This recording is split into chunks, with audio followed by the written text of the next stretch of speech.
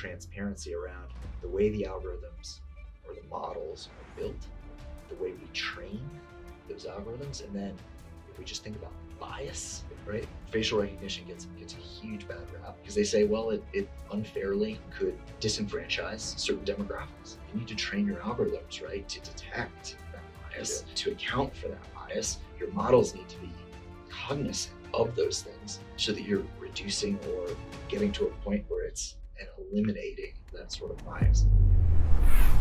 This is All Quiet on the Second Front, a podcast where boring conversations around defense tech and national security come to die.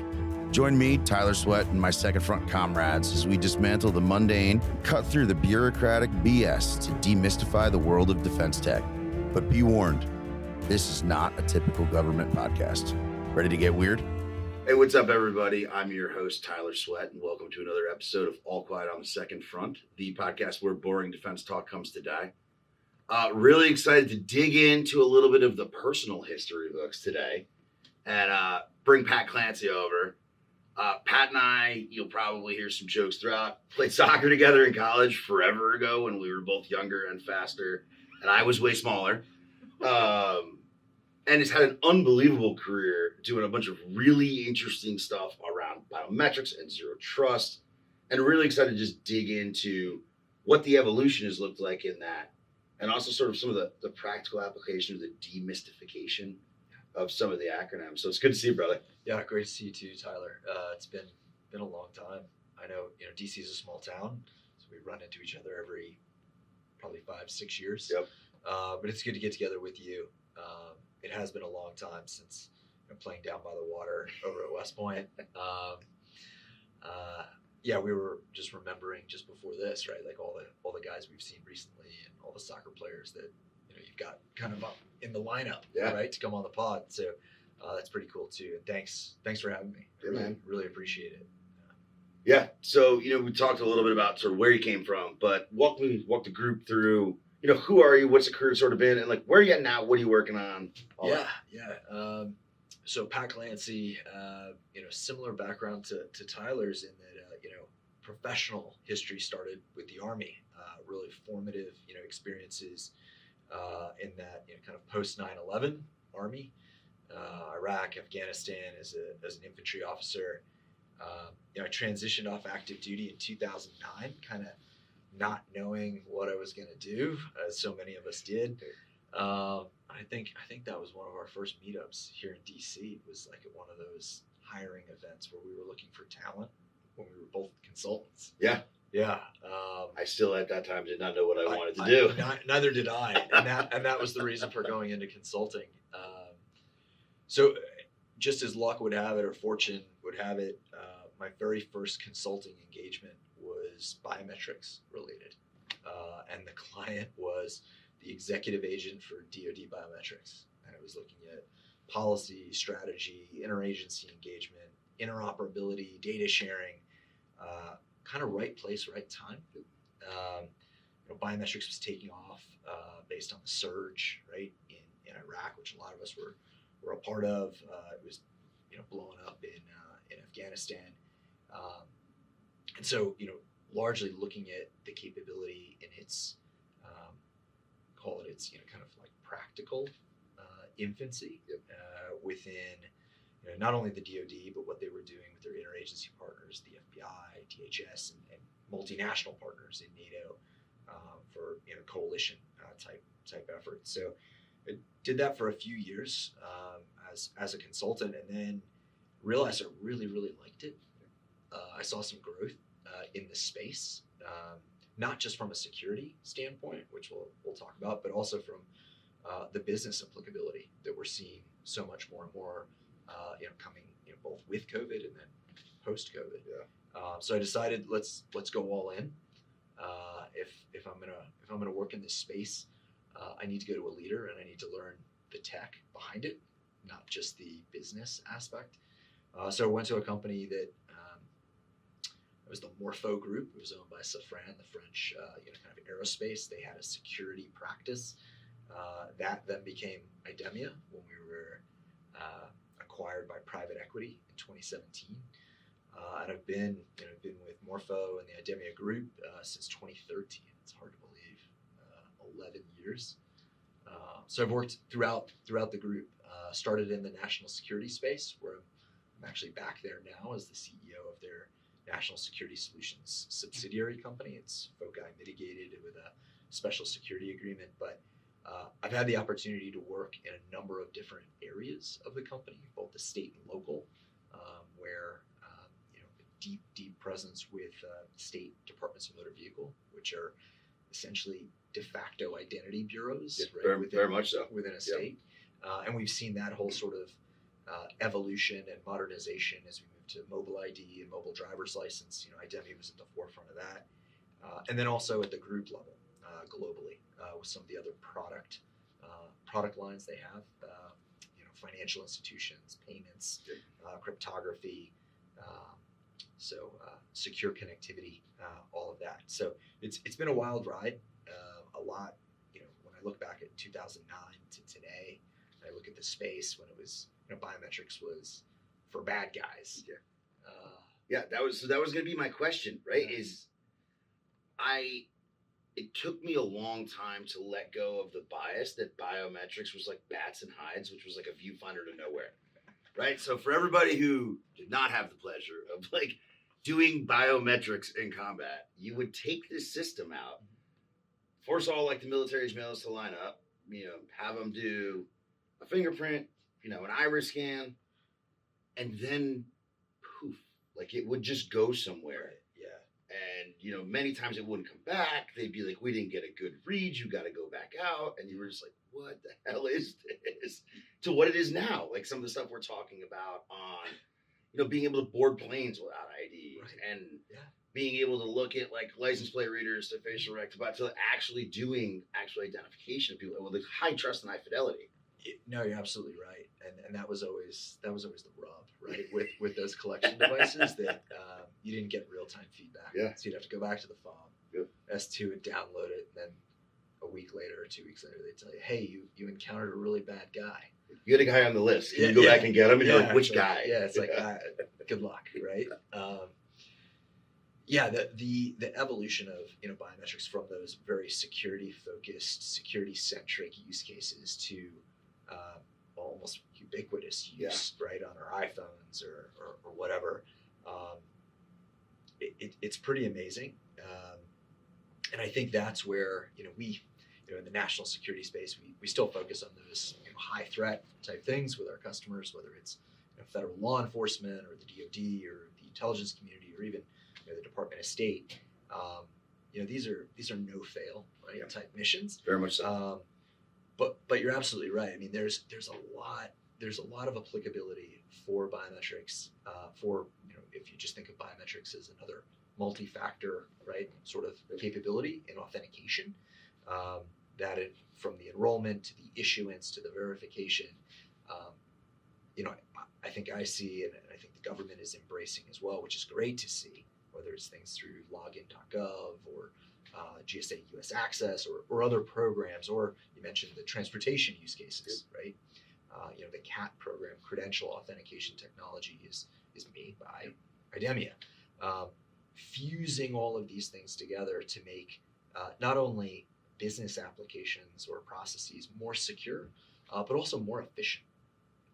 Efficiency in government, it's people joke about it, but I think we're at a point where the fusion of kind of the need and technology's readiness, we're kind of at a tipping point. It feels certainly like it's an inflection point, which then, the question, if we're at this inflection point and we look at, what's happening across, we'll say like the broader ecosystem around, I think this is ancillary, so bear with me, but around like the distrust and disinformation and this whole perception of like what's real and what's not. And we've had some conversations with folks on the pod about the sort of narrative attack side of it. But if I bring in like deepfakes and all of that, how do you guys see not just building and bringing capability and efficiency, but doing it in a way that's got the robustness and the resiliency that really, for a no-fail mission, is kind of demanded? Yeah. You're absolutely right, right? So there are topics that are getting a lot of buzz, right? Generative AI has accelerated a lot of those threat vectors that we see, not just within biometrics, but if you think about, just general identity proofing and verification, remote enrollment is a thing now. You don't always show up in person, to enroll in a process or to receive a benefit or issuance of something. So for us, when we think about things like deepfakes, we're a member of. There are a lot of great industry associations. So just actually this week, the Cantera Initiative, who does a lot of the online, think NIST 863, all of those guidelines for identity proofing and online sort of authentication verification, all of that guidance from NIST. They have that assessment, right, sort of process. They facilitate that, across kind of the commercial space, not only here in the U.S. but also in the UK. They just kicked off a deep fake working group. There's a huge conference going on out west, Ideniverse, and they just kicked that off, right? Which there's a lot of buzz around it because there isn't just talk about it. You have this burgeoning capability, which there are too many vendors to name that facilitate it, right? Identity verification, but they all face similar, sort of threats with that. NIST as well has a generative AI, right, effort that they've kicked off. Not only looking at text, but also then, they plans to look at images as well. From if I take a step back from just, I think maybe like the industry or the landscape, and I think about IDEMIA, AI, everybody attaches AI now to, their vision, their portfolio, their names. But I mean, artificial intelligence, whether it's machine learning, computer vision, these capabilities are really part and parcel to what we've been developing in our algorithms, because biometrics is at its core an algorithm. All of those things, reside or are resident in them. They're not new, but the pace, right, due to either compute or the generative capabilities, enables you to go faster, both the good guys as well as the adversary.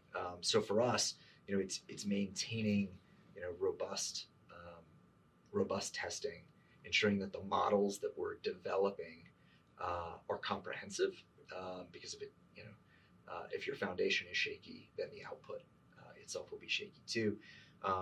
But then also, when we think, if we get past deepfakes and we start to think about some of the drawbacks, or at least the narrative around facial recognition being bad, still. Yeah.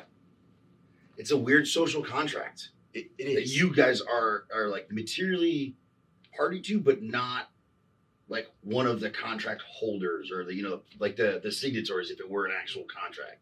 Yeah. So I mean, it's if you think about the relationship between a citizen and their government and the use of a biometric, right, for some benefit or privilege. Privacy by design is something, right? It was buzzy, 5-6 years ago. But again, the same holds true, right, for biometrics, right? That the use of that biometric, that string, what is it being used for? How long does it persist? Who can it be shared with? All of those things are, I mean, again, if that isn't part of the fabric of not only the company's, value statement, that those things are engineered into the product. If those things are not part of the DNA of the company, then all of those downstream things, right, are, of course, there's room for doubt, problematic, right? But I think the government is doing, if we just take IDEMIA for example, we don't own any of the data, right? That's managed in a government system. We facilitate something, right? We facilitate a search or an enrollment or a verification of something. Those are important things. So like privacy, privacy preserving, right, sort of processes have to be not only baked in to the process, but it needs to be transparent. Yeah. To They almost become first principles for you guys, right? Like they are preservation yep. of privacy, transparency, because it is about trust. It is, and when you the initial reticence, right, to embrace biometrics, and if you think before COVID, right, a lot of reticence around that. But you've seen, if you just look at investment, right, over the last 5-6 years, huge investments in the space. A lot of consolidation in the space as well, where you've seen some of the larger, more established, kind of firms like, soak up some of those burgeoning, kind of capabilities.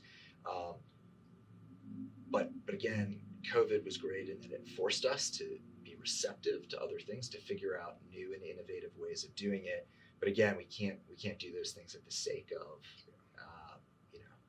privacy or security, and certainly that transparency around the way the algorithms or the models are built, the way we train those algorithms, and then if we just think about bias, right? Facial recognition gets a huge bad rap, because they say, well, it unfairly, right?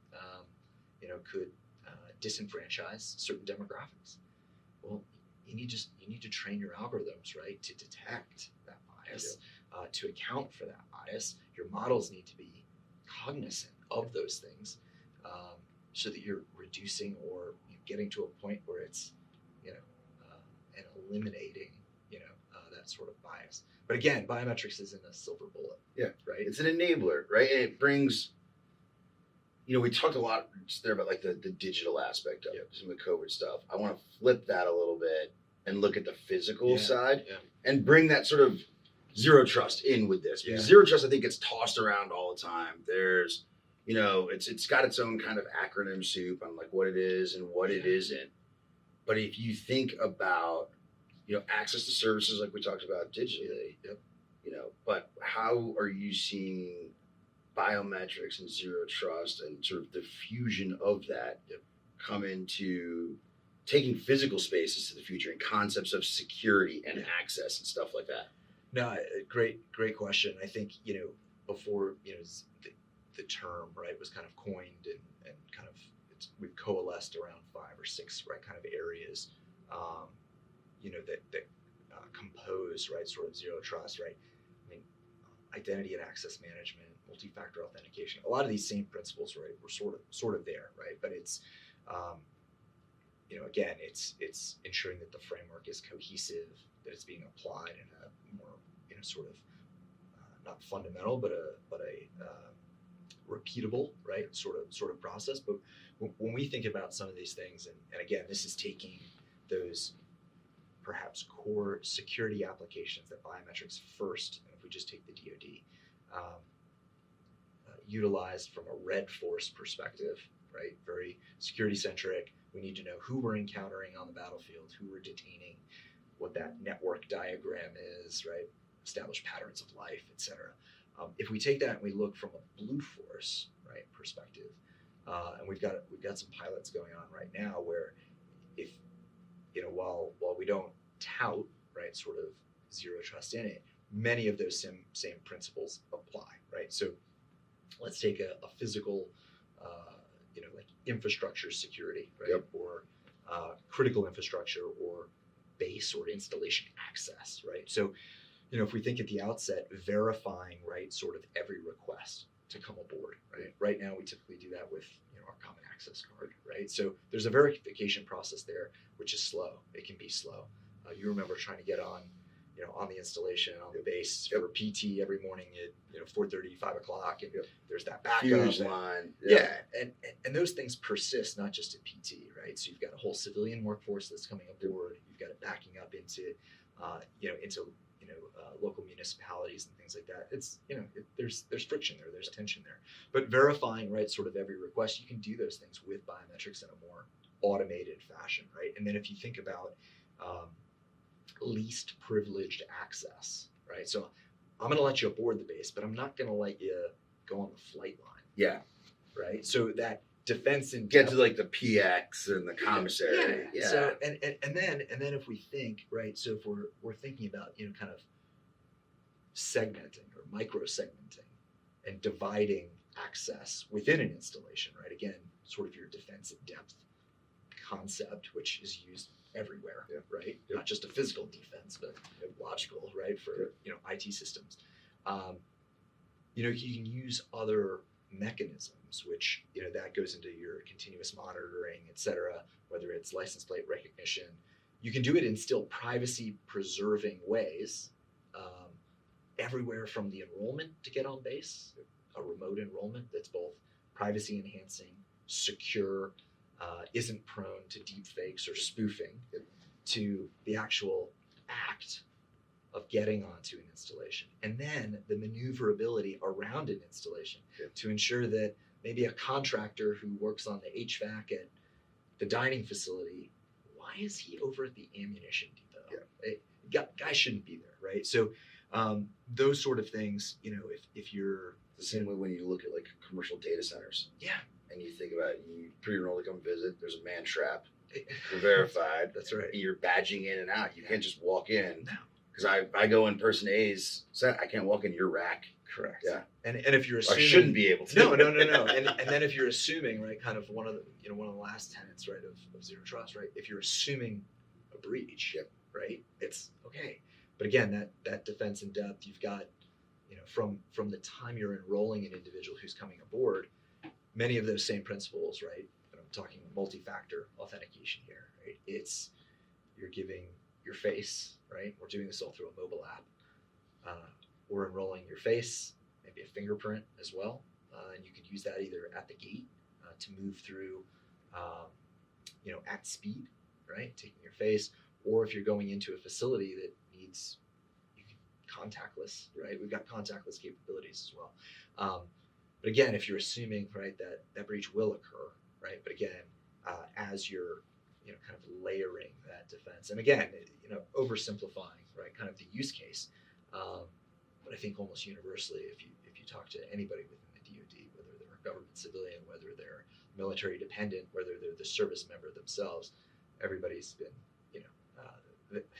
they've all been stuck in that line where they've seen where a manual process could be enhanced either through automation or either through the use of technology, simple use of technology that maybe, has your biometrics have already been captured, right? Every time you go for a common access card, they're taking your picture again, putting a new one on there. You're providing your fingerprint for your PIN. So it's fusing and it's galvanizing some of those either systems or processes, making them extensible to other use cases that enable efficiency or optimize, right, the workforce. There's a bunch of transferability into the capability. It's not just a one-time use. There is, and I think if we look outside of, say, the DoD or elsewhere where we work, there are a multitude of use cases, across USG that are. And what's got you? Last couple questions, but I think there's so much change since it's just increasing in velocity. Yeah. What's got you most excited? For me, and this was a long time coming. So in 2014, IDEMIA, then Morpho, we won a cooperative agreement, and this was in the Obama administration, right?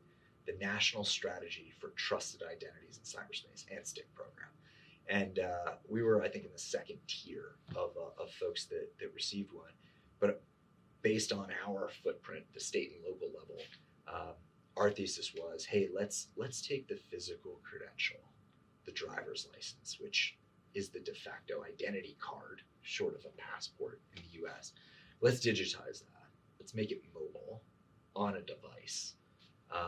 And then let's find relying parties that can leverage it for whatever the use case, to protect a state income tax return, to receive a benefit from Health and Human Services, to register your car or transfer a title.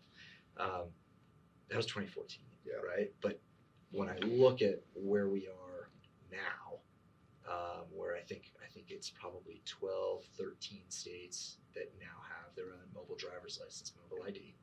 There's an ISO standard for it, which is great, right? So this isn't like continental currency, right? Yeah. Where each one's got their own variation of it.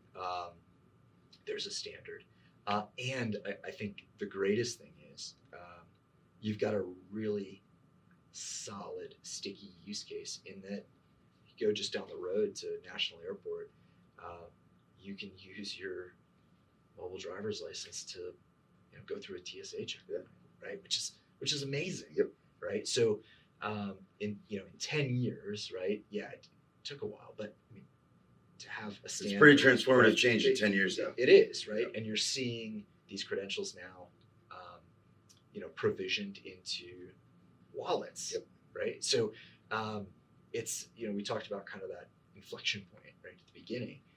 A lot of these things, right, because you have highly secure, right, things, either in person or remote, right, enrollment. It's all based on, you've got real ID, right, for the physical cards. You've got this provisioning of a mobile credential. You've got it in a wallet now, so you've got that ecosystem. And then you have these relying party use cases, not just at the state level, but at the federal level. And then you've got pilots now internationally, right? So IDEMIA did a pilot between, the Netherlands and Canada for, air travel, international air travel. Yeah. So for me, that's what's most exciting, because you're seeing the totality. It's not just biometrics, but it's the cryptography that goes into, right, the whole solution. It's everything, Yeah. right? And it's across the entirety of the identity life cycle, right? From the enrollment, right, to some sort of storing or searching or matching or sharing, to provisioning or the receipt of a benefit, and then that loop kind of continues. Yeah. So really excited for that, where it's going. But again, it's these are done right. They are privacy preserving. They enable better security, and they enable just better, not just better security, but better services, right, for everyone. Better relationship between citizens and their governments and their absolutely, municipalities. Right? Yeah, absolutely. And I don't want to get into any of the fraud or anything like that, but I mean, right, those things come down, right? You look at, there are vendors all across the space that are doing amazing things to combat, right, this prevalence of fraud. We saw that, in COVID. Some vendors made huge impacts, right, on state governments and their, so yeah, it's a great time to be in the space. It's exciting. When I look back and then I look forward, really exciting. I think there's still a ton of future runway in front. It's not sort of the end of the story. I'll flip for the last question. I'll flip that around and say, okay, we've talked about the optimism. We've talked about, the positive sort of prognosis and the outlook of the market and international. On the other side of that, right, if Pat was king for a day, could make the one decree and it happens, what's one thing you'd change? What would that be? Gosh. I don't know necessarily that it's a change of a like one sort of technical approach or the supremacy of one biometric modality over another. I think face is kind of taking that, right? It's taking the reins there. Maybe it would just be, and this is going to sound selfish, but maybe the pace at which it maybe it took a little bit longer, because I think the promise, right? The promise was always there. But the pace probably, when I think about the benefit that these things could provide, a lot of people in need, right? And a lot of times, But I think the slow pace creates space inadvertently. For there to go back all the way to the beginning on misinformation and narrative attacks and all that, because it's moving slow. You're vulnerable. It's the same principles of being in an ambush, right? You move through with a violence of action. And perhaps that's thinking about what you just said. I mean, I think the being more deliberate, right, in the communication around these things, so that it so as those first movers were going through, it's like, here's what we're doing, here's how we're doing it, here's why we're doing it, and here's why it transparency and data, like, hey, we don't hold your data, we don't own your data. Yeah. It's an assumption a bunch of folks I don't think understand. They're like, oh, look, all these private companies are just ripping my data. Yeah, so I mean, I think as a larger industry, right? So we certainly, we discuss those things not only with our clients but with the broader, right, kind of marketplace. I think maybe some consistency around that, just across the board, right? Maybe would have accelerated things. Yeah, that's fair. But yeah, it's a good time to be in the space. A lot of good days ahead, I think, and it can do a lot of good. Heck yeah. Yeah. Well, look, I'll say as a friend and old teammate, like I could not be happier to see all of the success you've had personally and professionally and how much impact, and you're still in the fight. Yeah. Well, likewise. And then for second front. Thanks, man. As the host of the podcast, thanks for coming and spending some time. I think this is an awesome conversation. I don't think we elevate the biometrics and zero trust enough into just a simple, plain English conversation. I think it is, despite the best intentions, it is often just laden in policy lingo, and it seems very inaccessible or obtuse. So thanks for making the complicated simple, man, and coming by. I try. I'm not the most technical guy, so it has to be simplified for me to understand. But I appreciate it. Yeah, brother. Thanks, Tyler. Thanks, man. Yeah. Thanks, everybody. Cheers.